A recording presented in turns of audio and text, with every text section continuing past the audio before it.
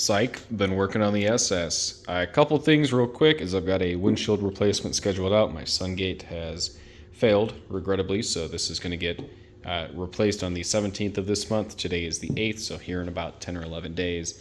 We're going to have some fresh glass, fresh seal, and fresh rubber trim along the top because, oddly, the side trim is NLA.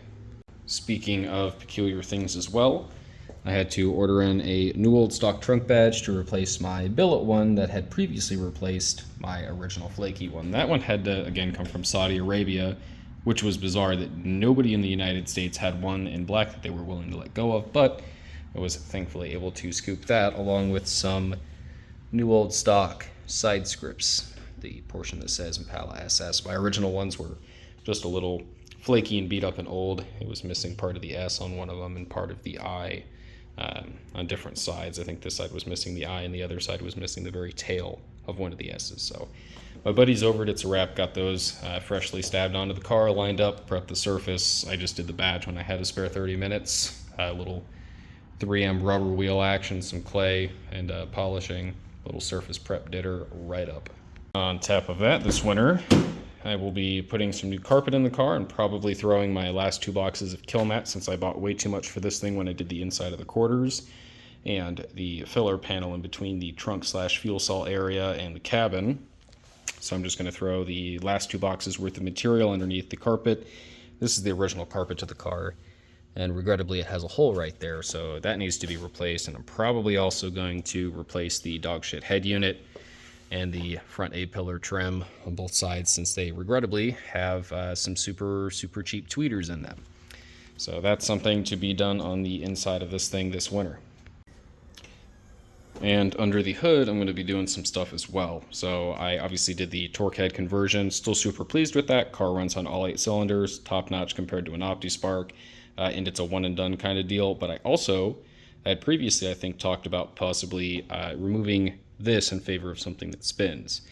And as you know, I am a big fan of blowers. I like things that go ree and things that go whoosh. So I actually found a period correct, super authentic 90s OG blower setup for this thing, which I'm very excited about. I haven't seen anybody actually post any really good information about the company itself. So I'm going to be sharing that this winter. I'm probably also going to try and snag on some sales or anything a set of upper and lower tubular control arms from either SpeedTech or QA1 because I'd like to go coilover all the way around. I'll probably have to get the SpeedTech brackets for the back because I don't know if QA1 makes those. So I'm going to hopefully also be doing that because the upper left joint is a little squeaky. So I'd like to really do a time lapse and maybe a voiceover installation of the car in a video, and then probably also see if I can find any specific part number insignias on the blower kit itself to help anybody identify if it's maybe B-body or LT1 specific. So hopefully that goes well. And this shit's also nasty, so this is going to get replaced at the same time that I get the hood resprayed because it's still got chips and stuff like that I filled in. The front bumper regrettably got a gouge in it earlier this year sometime, not sure when. So that's going to get resprayed.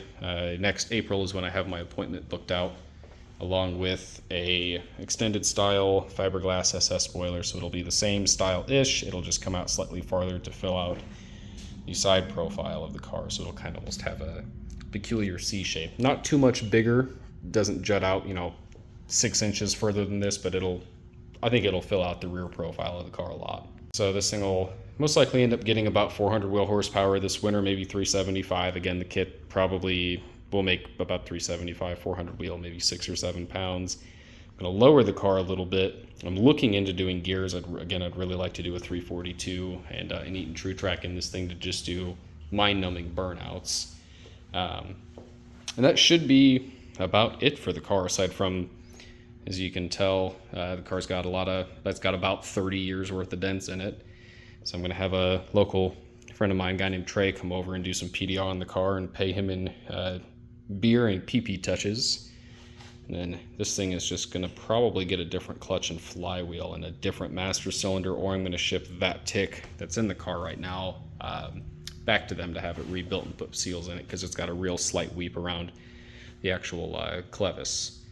I believe it's called a clevis. So I don't have anything against monster clutches. just doesn't have the street feel I wanted. The 18-pound flywheel was an error in judgment. But aside from that, this thing has been great. Most likely going to be moving to a McLeod RXT or an RST and doing my normal deep cleaning on the wheels, undercarriage, engine bay, the whole unibody, all the wheel wells, the brakes, the normal stuff I do every winter. And then I also still need to book an appointment for this to have the dew speed that's hiding in that box underneath there that's been there for 3 years. I need to have that cut up, and he's going to shift the center line of the intake over and rework it and graft it and then spray it brazen orange. That way it matches the body color with clear and nice matched paint, since I think he still has some from when he did my bumper and my skirts.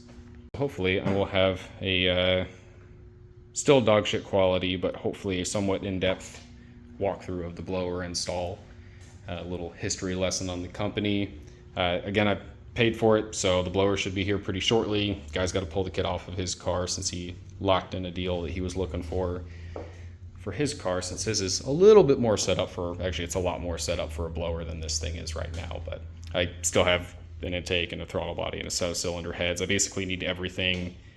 I have everything except for the camshaft and lifters, which I'd like to order this winter to maybe do a 383 in this thing down the line. We're gonna do the blower install right here at home. I've already got my shitty little Harbor Freight-esque heater, so hopefully it'll be maybe 50 degrees out here when I'm doing this.